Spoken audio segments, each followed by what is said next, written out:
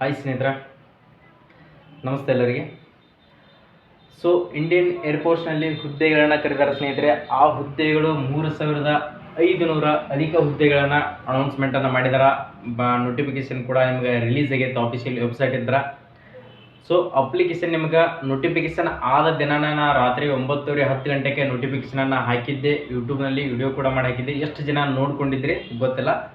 ಅದಕ್ಕೋಸ್ಕರ ಇನ್ನೊಂದು ಸಾರಿ ನಿಮ್ಗೆ ಕ್ಲಿಯರ್ ಆಗಿ ಅದ್ರ ಬಗ್ಗೆ ಅಚ್ಚುಕಟ್ಟಾಗಿ ನಾನು ನೋಟಿಫಿಕೇಶನನ್ನು ಡೈರೆಕ್ಟಾಗಿ ನಿಮ್ಗೆ ವಿಡಿಯೋ ಮಾಡಿ ಹಾಕಿದ್ದೆ. ಈಗ ನಿಮ್ಗೆ ಬರೋದು ಅದರಲ್ಲಿ ಎಕ್ಸಾಮ್ ಸಿಲೆಬಸ್ ಯಾವ ಥರ ಇರುತ್ತೆ, ಯಾವುದಕ್ಕೆ ಆರ್ಟ್ಸ್ದವರು ಹಾಕ್ಬೋದಾ ಅಂತ ತಕ್ಷಣ ನಿಮಗೆ ಹೇಳಿದ್ದೆ ನಾನು. ಓಕೆ, ಆರ್ಟ್ಸ್ದವರು ಕೂಡ ಇದಕ್ಕೆ ಅಪ್ಲಿಕೇಶನನ್ನು ಹಾಕ್ಬೋದು. ಮತ್ತು ಏಜ್ ಯಾರ್ಯಾರೆಲ್ಲ ಏಜ್ ಎಷ್ಟರಿಂದ ಎಷ್ಟು ಮಟ್ಟ ಇರ್ತೈತಿ, ಮತ್ತು ಫೀಸ್ ಎಷ್ಟು ಇರ್ತೈತಿ, ಅಪ್ಲಿಕೇಶನ್ ಯಾವಾಗ ಸ್ಟಾರ್ಟ್ ಆಗುತ್ತೆ, ಅಪ್ಲಿಕೇಶನ್ ಎಂಡ್ ಯಾವಾಗ ಆಗುತ್ತೆ ಅಂತ ತಕ್ಷಣ ಪ್ರತಿಯೊಂದು ಪಿನ್ ಟು ಪಿನ್ ಪಾಯಿಂಟನ್ನು ನಿಮ್ಮ ಮುಂದೆ ನೀಡ್ತಾ ಹೋಗ್ತೀನಿ. ಯಾರಾದರೂ ನಮ್ಮ ವಿಡಿಯೋನ ಹೊಸದಾಗಿ ನೋಡ್ತಾ ಇದ್ದರೆ ಪ್ಲೀಸ್ ಸಬ್ಸ್ಕ್ರೈಬ್ ಮಾಡಿಕೊಡ್ರಿ. ಕೆಳಗಿರುವಂಥ ಸಬ್ಸ್ಕ್ರೈಬ್ ಬಟನ್ ಇದೆ, ಈಗಲೇ ಸಬ್ಸ್ಕ್ರೈಬ್ ಮಾಡಿಕೊಡ್ರಿ. ನೀವು ನೋಡ್ತಾ ಹೋಗ್ರಿ. ಈಗ ನಾವು ಟಾಪಿಕ್ ಬಗ್ಗೆ ಹೇಳೋಣ. ಏರ್ಫೋರ್ಸ್ನಲ್ಲಿ ಎಕ್ಸ್ ಮತ್ತು ವೈ ಗ್ರೂಪ್ಗಳನ್ನು ಕರೀತಾರೆ ಅಂತ ತಕ್ಷಣ ಯಾವುದಪ್ಪ ಅಂತಂದ್ರೆ X and Y group. X and Y group ನೋಟಿಫಿಕೇಶನನ್ನು ಮಾಡಿದ್ದಾರೆ. ಈ ಎಕ್ಸ್ ಆ್ಯಂಡ್ ವೈ ಗ್ರೂಪಿಗೆ ಯಾರೆಲ್ಲ, ಸೊ ಮೊದಲಿಗೆ ಯಾವ ಥರ ಇತ್ತಪ್ಪ ಅಂತಂದ್ರೆ ನಮ್ಮ ಪ್ರಕಾರ ನೋಡ್ಕೊಂಡಿರುವಾಗೆ ನಮಗೆ ಅಷ್ಟು ನಾಲೆಜ್ ಇರಲಿಲ್ಲ. ಈಗಾದರೂ ನಾಲೆಜ್ ಇಲ್ಲ ಎಷ್ಟೋ ಜನಕ್ಕೆ. ಈ ಏಜ್ ಇದ್ದಾಗ ಯಾರಿಗೆ ನಾಲೆಜ್ ಇರಲ್ಲ. ಇದೇನು ಏಜ್ ಐತಲ್ಲ, ಈ ಏಜ್ ಮುಗಿದ ಮ್ಯಾಗ ಗೊತ್ತಾಗುತ್ತೆ. ನಾವು ಕೂಡ ಅಪ್ಲಿಕೇಶನನ್ನು ಹಾಕಿದ್ರೆ ನಾವು ಕೂಡ ಸೇರ್ಕೋತಿದ್ದೀವೋ ಏನು ಅಂತ ಚಂದ ಡೌಟ್ ಬರ್ತೈತಿ. ಮುಗಿದು ಹೋದ್ಮ್ಯಾಗ ಏನೂ ಮಾಡೋಕ್ಕಾಗಲ್ಲ. ಟ್ರೈನ್ ಹೋದ್ಮ್ಯಾಗ ಮುಗಿದು ಹೋಗ್ತದೆ. ಟಿಕೆಟ್ ತೊಗೊಂಡ್ರು ವೇಸ್ಟ್. ಟೋಟಲ್ ಇರುವಂಥ ಪೋಸ್ಟ್ಗಳು ಎಷ್ಟಪ್ಪ ಅಂತಂದ್ರೆ 3500 ಹುದ್ದೆಗಳನ್ನು ಕರೆದಿದ್ದಾರೆ. ಮೇಲು ಮತ್ತು ಫಿಮೇಲ್, ಪುರುಷರು ಮತ್ತು ಮಹಿಳೆಯರು ಇಬ್ಬರು ಕೂಡ ಇದಕ್ಕೆ ಅಪ್ಲಿಕೇಶನನ್ನು ಹಾಕ್ಬೋದು. ಆನ್ಲೈನ್ ಮುಖಾಂತರ ಅಪ್ಲಿಕೇಶನ್ ಇರ್ತೈತಿ. ಅಪ್ಲಿಕೇಶನ್ ಸ್ಟಾರ್ಟಿಂಗ್ ಡೇಟ್ ಯಾವಾಗಪ್ಪ ಅಂತಂದ್ರೆ ಇದೇ ತಿಂಗಳ 17ನೇ ತಾರೀಕು, ಜನವರಿ 17ನೇ ತಾರೀಕಿಂದ ಫೆಬ್ರವರಿ 6ನೇ ತಾರೀಕು ಮಟ್ಟ ಅಪ್ಲಿಕೇಶನನ್ನು ಹಾಕ್ಬೋದು. ನೀವು ಎಷ್ಟಪ್ಪ ಅಂದ್ರೆ 17ನೇ ತಾರೀಕು ನೆನಪಿಟ್ಕೊಳ್ರಿ. ನಾ ಅಪ್ಲಿಕೇಶನ್ ಸ್ಟಾರ್ಟ್ ಆದರೂ ಕೂಡ ಸ್ಟಾರ್ಟ್ ಆದ್ಮ್ಯಾಗ ಒಂದು ವಿಡಿಯೋನ ಮಾಡ್ತೀನಿ. ಯಾಕಂದ್ರೆ ಮರೆತು ಬಿಡ್ತೀರಿ. ನೀವು ಯಾವುದೇ ಒಂದು ವಿಡಿಯೋ ನೋಡಿರ್ತೀರಿ, ಅದನ್ನೊಂದು ಸಾರಿ ಎಲ್ಲೇ ಏನೋ ಒಂದು ನೋಡಿದ್ರಪ್ಪ ಅಂತಂದ್ರೆ ಈಗ ಇದು ನೋಟಿಫಿಕೇಶನ್ ಡೇಟ್ ಹೇಳಿದಾನೆ ಇವಾಗ ಸ್ಟಾರ್ಟ್ ಆಗುತ್ತೆ ಅಂತೇಳಿ. ನಿಮ್ದೊಂದು ರಫ್ ಶೀಟನ್ನು ತೊಗೊಳ್ರಿ. ರಫ್ ಶೀಟ್ನಲ್ಲಿ ತೊಗೊಂಡ್ಕಿಸಿಂದ ಇದಕ್ಕೆ ನಾನು ಎಲಿಜಿಬಿಲಿಟಿ ಅದೀನಿ, ಈ ಅಪ್ಲಿಕೇಶನನ್ನು ಹಾಕಬೇಕು, ಯಾವ ಡೇಟಿಗೆ ಸ್ಟಾರ್ಟ್ ಆಗುತ್ತೆ ಅಂತೇಳಿ ಚಂದ ಒಂದರೊಳಗೆ ಬರ್ಕೊಳ್ರಿ. ನೀವು ಯಾವ ಅಪ್ಲಿಕೇಶನ್ಗಳನ್ನ ಹಾಕಿರ್ತೀರಲ್ಲ ಆ ಅಪ್ಲಿಕೇಶನ್ ಹಾಕಿದ ಡೇಟ್ ಮತ್ತು ಅದರ ರಿಜಿಸ್ಟರ್ ನಂಬರು ಎಲ್ಲನೂ ಸಪ್ರೇಟಾಗಿ ಯಾವ ಅಪ್ಲಿಕೇಶನ್ಗಳನ್ನ ಹಾಕಿದ್ರಿ ಅಂತ ಕೇಳಿಸಿಂದ ಒಂದು ಸಾರಿ ಬರೆದಿಟ್ಕೊಳ್ರಿ. ಅಪ್ಲಿಕೇಶನನ್ನು ಹಾಕಿರ್ತೀವಿ ವಾಟ್ಸಪ್ನಾಗ ಪ್ರಿಂಟ್ PDF ಇರ್ತೈತಿ, ಪ್ರಿಂಟ್ ತಗೊಂಡಿರಂಗಿಲ್ಲ. ಯಾವ ಅಪ್ಲಿಕೇಶನ್ ಹಾಕಿದ್ನೋ, ಯಾವ ಅಪ್ಲಿಕೇಶನ್ ರಿಸಲ್ಟ್ ಬಂತು, ಯಾವ್ದು ಜಾಯ್ನಿಂಗ್ ಆಯ್ತು ಏನೂ ಗೊತ್ತಿರಂಗಿಲ್ಲ. ಎಲ್ಲ ಮುಗಿದ ಮ್ಯಾಗ ನಿಮ್ಗೆ ಗೊತ್ತಾಗೋದು. ಅದಕ್ಕೋಸ್ಕರ ಹೇಳ್ತಾ ಇದ್ದೀನಿ, ಪ್ರತಿಯೊಂದು ಇಂಪಾರ್ಟೆಂಟ್ ಟಾಪಿಕ್ಗಳಿರ್ತಾವೆ. ಯಾಕಂದ್ರೆ ಜಾಬ್ ಅಂದರೆ ಯಾವ ಥರ ಅಂತೇಳಿ ನಿಮ್ಗೆ ಗೊತ್ತೈತಿ. ಕಾಂಪಿಟೇಷನ್ ಕೂಡ ಯಾವ ಥರ ಇದೆ ಅಂತ ತಕ್ಷಣ ಅದ್ರ ತಕ್ಕಂಗೆ ನಾವು ಕೂಡ ಪ್ರಿಪ್ರೇಷನ್ನ ಆಗಬೇಕಾಗುತ್ತೆ. ಇದರಲ್ಲಿ ಅಪ್ಲಿಕೇಶನ್ ಡೇಟ್ ಕೂಡ ಹೇಳಿದ್ದೀರ ನಮ್ಗೆ. ಫೀಸ್ ನೋಡಿರಿ, ಅಪ್ಲಿಕೇಶನ್ ಫೀಸ್ ಎಷ್ಟು ಇರ್ತೈತಿ. ಅಪ್ಲಿಕೇಶನ್ ಫೀಸ್ ಭಾಳ ಇದೆ ಅಂತ ಹೇಳಿ ಬಿಡಾಕೋಬೇಡ್ರಿ. ಅಪ್ಲಿಕೇಶನ್ 250 ರೂಪಾಯಿ. 250 ರೂಪಾಯಿ ಒಂದು ತಿಂಗಳಿಗೆ ರಿಚಾರ್ಜ್ ಮಾಡಿಸೋದು ಬಿಟ್ಟಿರಪ್ಪ ಅಂತಂದ್ರೆ ಆರಾಮ್ಸಾಗಿ ನೀವು ಈ ಅಪ್ಲಿಕೇಶನ್ ಹಾಕಿಸಿಂದ ಎಕ್ಸಾಮನ್ನು ಬರಿಬಹುದು. 250 ರೂಪಾಯಿ ಅಪ್ಲಿಕೇಶನ್ ಫೀಸ್ ಐತಿ. ಇದರಲ್ಲಿ ಯಾವುದೇ ಥರದ ಕಾಸ್ಟ್ SC ST ದವರಿಗೆ ಮತ್ತು ಎಕ್ಸ್ ಸರ್ವಿಸ್ಮೆನ್ಗಳಿಗೆ ಅಂತ ಹೇಳಿ ಏನೂ ಸಂಬಂಧ ಇಲ್ಲ. ಎಲ್ಲರೂ 250 ರೂಪಾಯಿ ಕಟ್ಟಲೇಬೇಕು.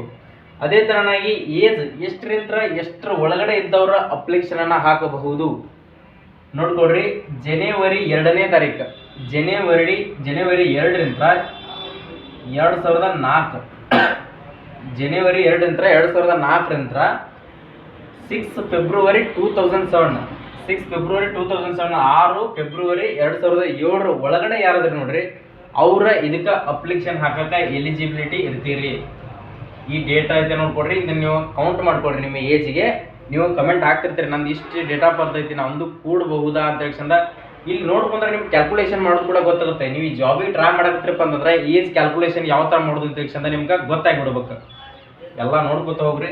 ಅದೇ ಥರನಾಗಿ ಅದಕ್ಕೆ ಸಿಲೆಬಸ್ ಯಾವ ಥರ ಇರುತ್ತೆ, ಎಕ್ಸಾಮ್ ಪ್ರಿಪ್ರೇಷನನ್ನು ಯಾವ ಥರ ಮಾಡೋಕ್ಕಾಗುತ್ತೆ, ಕ್ವಾಲಿಫಿಕೇಷನ್ ಏನು ಬೇಕಾಗುತ್ತೆ.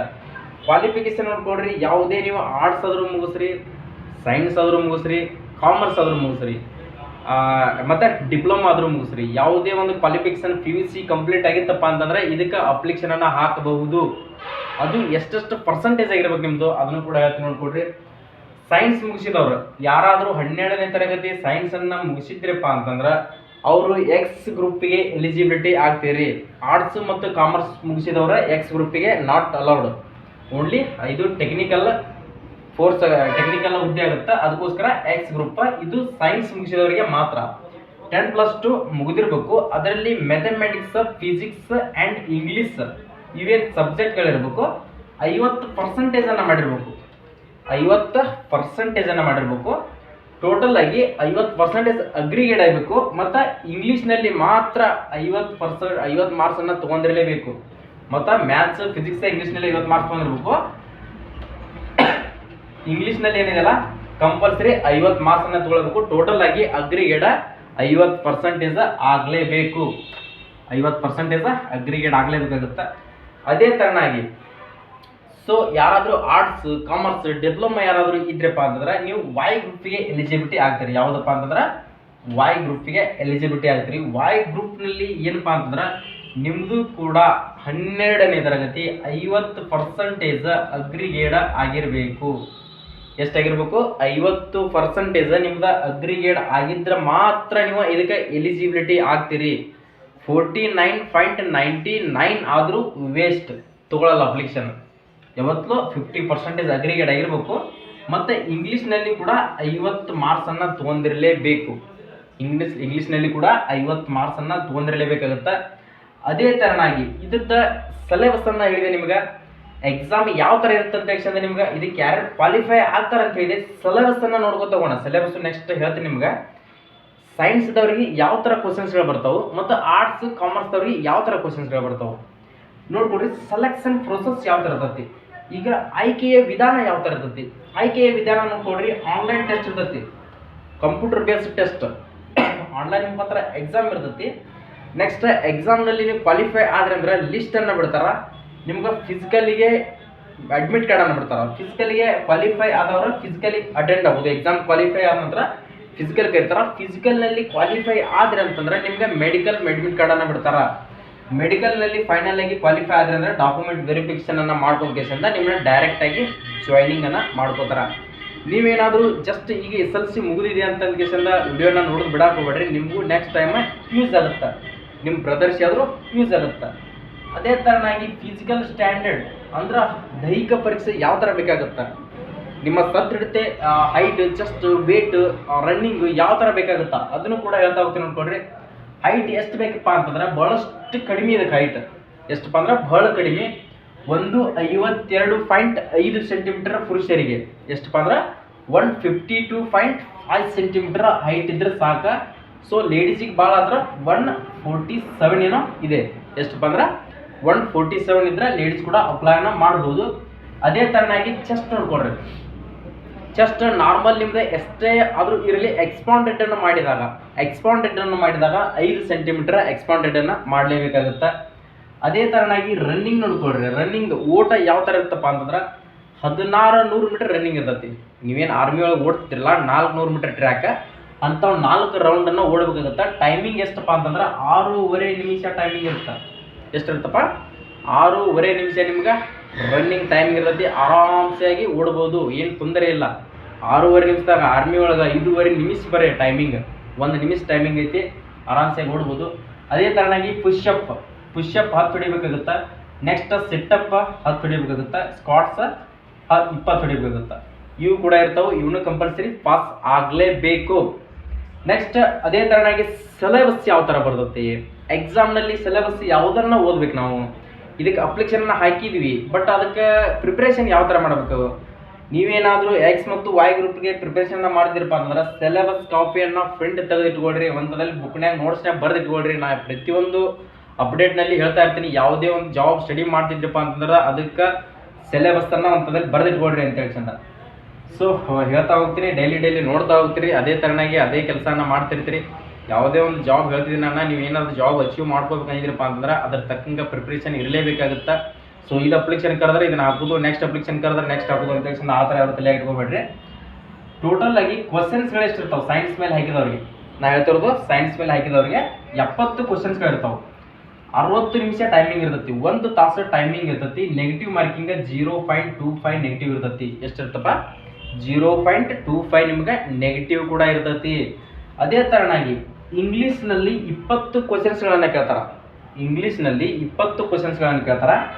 ಫಿಸಿಕ್ಸ್ನಲ್ಲಿ 25 ಕ್ವಶನ್ಸ್ಗಳನ್ನು ಕೇಳ್ತಾರೆ, ಮ್ಯಾಥಮೆಟಿಕ್ಸ್ನಲ್ಲಿ 25 ಕ್ವಶನ್ಸ್ಗಳನ್ನು ಕೇಳ್ತಾರೆ. 25 25 50 ಪ್ಲಸ್ 20 ಟೋಟಲ್ ಆಗಿ 70 ಕ್ವಶನ್ಸ್ಗಳು ಸೈನ್ಸ್ ಮ್ಯಾಗ ಯಾರಾದರೂ ಎಕ್ಸ್ ಗ್ರೂಪ್ ಅನ್ನ ಅಪ್ಲಿಕೇಶನ್ ಅಪ್ಲೈ ಮಾಡಿದ್ರಿ ಅಂದ್ರೆ ಅವರಿಗೆ ಮಾತ್ರ ಇದು ಎಲಿಜಿಬಿಲಿಟಿ ಆಗುತ್ತೆ. ಅದೇ ತರನಾಗಿ ನಾವು ಆರ್ಟ್ಸ್ ಕಾಮರ್ಸ್ ತವರಿದ್ದೀವಿ, ನಮಗೆ ಯಾವ ಥರ ಸಿಲೆಬಸ್ ಅನ್ನು ಕೇಳ್ಬೋದು, ನಾವು ಸೈನ್ಸ್ ಸ್ಟಡಿ ಮಾಡಿಲ್ಲ, ಅದೇ ಥರ ಸಿಲೆಬಸ್ ಅನ್ನು ಕೇಳ್ತಾರ ಅಂತ ತಕ್ಷಣ ನೀವು ಅನ್ಕೋಬಹುದು. ಆರಾಮ್ಸೆ ಈಸಿಯಾಗಿರ್ತೈತಿ, ನೋ ಟೆನ್ಷನ್. 50 ಕ್ವಶನ್ಸ್ಗಳಿರ್ತಾವೆ. ಎಷ್ಟಿರ್ತಾವಪ್ಪ? 50 ಕ್ವಶನ್ಸ್ಗಳಿರ್ತಾವೆ. ಟೈಮಿಂಗ್ ಎಷ್ಟಪ್ಪ ಅಂತಂದ್ರೆ 45 ಮಿನಿಟ್ಸ್ ಇರ್ತದೆ. ಎಷ್ಟಿರ್ತದೆ ಟೈಮಿಂಗ? 45 ಮಿನಿಟ್ಸ್ ಇರ್ತೈತಿ. ನೆಗೆಟಿವ್ ನಿಮಗೂ ಕೂಡ 0.25 ಇರ್ತೈತಿ. ನೆಗೆಟಿವ್ ಕೂಡ 0.25 ಇರ್ತೈತಿ. ಅದೇ ಥರನಾಗಿ ನಿಮ್ಗೆ ಇವು ಯಾವ ಬರ್ತಾವೆ, ಸಿಲೆಬಸ್ ಯಾವ್ದು ಬರ್ತದೆ, ಯಾವ ಸಬ್ಜೆಕ್ಟ್ಗಳು ಬರ್ತಾವೆ. ಸಬ್ಜೆಕ್ಟ್ಗಳು ನೋಡ್ಕೊಡ್ರಿ. ಇಂಗ್ಲೀಷ್ ನಾರ್ಮಲ್ ಆದಂಥ ಇಂಗ್ಲೀಷ್ ಇರ್ತೈತಿ. 30 ಕ್ವಶನ್ಸ್ಗಳನ್ನು ಕೇಳ್ತಾರೆ ಇಂಗ್ಲೀಷ್ನಲ್ಲಿ. ಅದೇ ಥರನಾಗಿ ರೀಸನಿಂಗು ಮತ್ತು ಜನರಲ್ ಅವೇರ್ನೆಸ್ ಅಂತ ಚಂದ, ರೀಸನಿಂಗು ಮತ್ತು ಜನರಲ್ ಅವೇರ್ನೆಸ್ ಅಂತ ಇರ್ತೈತಿ. ಟೋಟಲ್ ಆಗಿ ಅವು 20 ಕ್ವಶನ್ಸ್ಗಳಿರ್ತಾವೆ. ಟೋಟಲ್ ಆಗಿ ಇವು 30 ಪ್ಲಸ್ 20 50 ಕ್ವಶನ್ಸ್. ಅದು 50 ಕ್ವಶನ್ಸಿಗೆ 45 ನಿಮಿಷ. ಟೈಮಿಂಗ 0.25 ನೆಗೆಟಿವ್ ಇರ್ತೈತಿ. ಸರ್ ನಾವೀಗ ಸೈನ್ಸ್ ಮುಗಿಸಿದ್ದೀವಿ, ಎಕ್ಸ್ ಮತ್ತು ವೈ ಗ್ರೂಪ್ ಎರಡಕ್ಕೂ ಅಪ್ಲಿಕೇಶನನ್ನು ಹಾಕ್ಬೋದು, ಎಸ್ ಹಾಕ್ಬೋದು. ಎರಡಕ್ಕೂ ಕೂಡ ನೀವು ಅಪ್ಲೈಯನ್ನು ಮಾಡ್ಬೋದು, ಏನು ತೊಂದರೆ ಇಲ್ಲ. ಎರಡೂ ಕೂಡ ನೀವು ಅಪ್ಲಿಕೇಶನನ್ನು ಹಾಕ್ಬೋದು, ಅದಕ್ಕೇನು ತೊಂದರೆ ಇಲ್ಲ. ಆರಾಮ್ಸಾಗಿ ಅಪ್ಲೈ ಮಾಡಿರಿ. ಅಪ್ಲಿಕೇಶನ್ ಡೇಟ್ ಕೂಡ ಹೇಳಿದ್ದೀನಿ. ಅಪ್ಲಿಕೇಶನ್ ಸ್ಟಾರ್ಟ್ ಆದ ತಕ್ಷಣ ಒಂದು ವಿಡಿಯೋನ ಮಾಡ್ತೀನಿ, ಏನೇನೆಲ್ಲ ಡಾಕ್ಯುಮೆಂಟ್ ಬೇಕಾಗ್ತಾವೆ, ಅಪ್ಲಿಕೇಶನ್ ಹಾಕುವಾಗ ಫೋಟೋ ಯಾವ ಥರ ಬೇಕಾಗುತ್ತಾ, ಸಿಗ್ನೇಚರ್ ಯಾವ ಥರ ಬೇಕಾಗುತ್ತಾ, ಅವಕ್ಕೆಲ್ಲ ಡಾಕ್ಯುಮೆಂಟ್ಸ್, ರೆಸಿಡೆನ್ಷಿಯಲ್ ಡೊಮೆನ್ಷಿಯಲ್ ಅವೆಲ್ಲ ಡಾಕ್ಯುಮೆಂಟ್ಗಳನ್ನು ನೋಡ್ಕೊಂಡು ನೀವೇನಾದರೂ ಅಪ್ಲೈ ಮಾಡ್ಕೋಬೇಕಂದಿದ್ರೆ ನಮ್ಮ ಯೂಟ್ಯೂಬ್ ಚಾನಲನ್ನು ಈಗಾಗಲೇ ಸಬ್ಸ್ಕ್ರೈಬ್ ಮಾಡಿಟ್ಕೊಳ್ರಿ. ನಾ ಹೇಳ್ತಾ ಇದ್ದೀನಿ, ಯಾವುದೇ ಒಂದು ವೆಬ್ಸೈಟಿಗೆ ಹೋಗಿ ಸರ್ಚ್ ಮಾಡೋ ಅವಶ್ಯಕತೆನೇ ಇಲ್ಲ. ನೀವು ನಮ್ಮ ಯೂಟ್ಯೂಬ್ ಚಾನಲ್ ಜೊತೆ ಸಪೋರ್ಟ್ ಆಗಿದ್ರಪ್ಪ ಅಂತಂದ್ರೆ ಡೈಲಿ 10 ನಿಮಿಷ ಇದರಲ್ಲಿ ಟೈಮ್ ಕೊಟ್ಟಿರಪ್ಪ ಅಂತಂದ್ರೆ ಸೆಂಟ್ರಲ್ ಗೌರ್ಮೆಂಟ್ ಅಲ್ಲ, ಔಟ್ ಆಫ್ ಸ್ಟೇಟಿನ ನೋಟಿಫಿಕೇಶನ್ ಆದರೂ ಕೂಡ ನಿಮಗೆ ಯೂಸ್ ಆಗ್ತಿತ್ತಪ್ಪ ಅಂತಂದ್ರೆ 100% ನಾನು ಅವ್ರ ಬಗ್ಗೆ ತಿಳ್ಸಕ್ಕೆ ಪ್ರಯತ್ನ ಮಾಡ್ತಾ ಇರ್ತೀನಿ. ಯಾವುದೂ ನೋಟಿಫಿಕೇಶನನ್ನು ಮಿಸ್ ಮಾಡ್ತಿರಲ್ಲ. ಸ್ಟೇಟ್ ಗೌರ್ಮೆಂಟ್ ಇರಲಿ, ಸೆಂಟ್ರಲ್ ಗೌರ್ಮೆಂಟ್, SSC, ಅಪ್ರೆಂಟಿಸ್, ಯಾವುದೇ ಒಂದು ನಿಮಗೆ ಜಸ್ಟ್ ಏಜ್, ಬರೀ ಜಸ್ಟ್ ಜಾಬ್ ಟ್ರೈ ಮಾಡುವಂಥ ಏಜ್ ಇದೆ. ಇಂಥ ಏಜ್ನಾಗ ನೌಕರಿ ಮಾಡ್ಕೊಡ್ರಿ. ಸೊ ಇದನ್ನು ಹೇಳಿದ್ದ ಅಗ್ನಿವೀರ ಐತೆ ಅಂತ ತಕ್ಷಣ ಯಾರು ಬಿಡಕ್ಕೆ ಹೋಗ್ಬಿಡ್ರಿ. ಅಗ್ನಿವೀರ 4 ವರ್ಷ ಐತೆ ಅಂತ ತಕ್ಷಣ ಯಾರಿಗೆ ಇನ್ನೂ ಹೊರಗಡೆ ಹೊರಗಡೆ ಬಂದ ಮೇಲೆ ಗೊತ್ತಾಗುತ್ತೆ ಅಲ್ಲಿ ಸಿಚುವೇಶನ್ ಯಾವ ಥರ ಇರುತ್ತೋ. ಸೊ ನೋಟಿಫಿಕೇಶನ್ ಅಲ್ಲಿಕ್ಕೆ 4 ಇಯರ್ಸ್ ಅಂತ ಅಷ್ಟೇ ಅಂದ್ರೆ ಒಳಗೆ ಜಾಯಿನ್ ಆದ್ಮ್ಯಾಗ ಅಲ್ಲಿ ನಿಮ್ಗೆ ಗೊತ್ತಾಗುತ್ತೆ. ಯಾರು ಹೊರಗಡೆ ನಾವು 4 ವರ್ಷ ಮಾಡಿ ಬರ್ಬೋದು ಅಂತ ತಕ್ಷಣ ಅನ್ಕೊಳಕ್ಕೆ ಹೋಗ್ಬೇಡ್ರಿ. ಸೊ ಲೈಫ್ ಟೈಮೇ ಇರ್ತೀವಿ ಅಂತ ತಕ್ಷಣ ಅನ್ಕೊಂಡು ಒಳಗಡೆ ಜಾಯಿನ್ ಆಗ್ರಿ.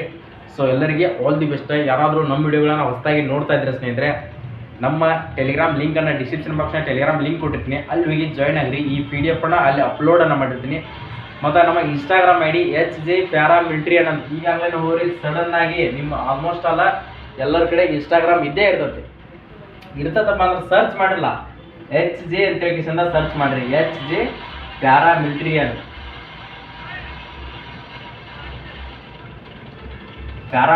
ಅಂತ ಚಂದ ಇನ್ಸ್ಟಾಗ್ರಾಮ್ನಾಗ ಸರ್ಚ್ ಮಾಡಿರಿ. ನಮ್ಮ ಇನ್ಸ್ಟಾಗ್ರಾಮ್ ಬರ್ತೈತಿ.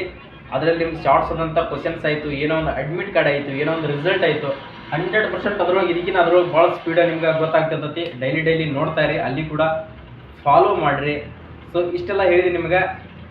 ಈ ವಿಡಿಯೋನ ಪ್ರತಿಯೊಬ್ಬರಿಗೆ ಶೇರ್ ಮಾಡಿರಿ. ಸಬ್ಸ್ಕ್ರೈಬ್ ಬಟನ್ ಮೇಲೆ ಸಬ್ಸ್ಕ್ರೈಬ್ ಮಾಡ್ಕೊಂತ ಬೆಲ್ ಐಕನ್ ಮೇಲೆ ಕ್ಲಿಕ್ ಮಾಡಿ ಆಲ್ ನೋಟಿಫಿಕೇಶನ್ ಅಂತ ಕೊಟ್ಕೊಡ್ರಿ. ಮತ್ತೆ ನೆಕ್ಸ್ಟ್ ವಿಡಿಯೋದಲ್ಲಿ ಬರೋಣ ಸ್ನೇಹಿತರೆ. ಜೈ ಹಿಂದ್, ಜೈ ಕರ್ನಾಟಕ.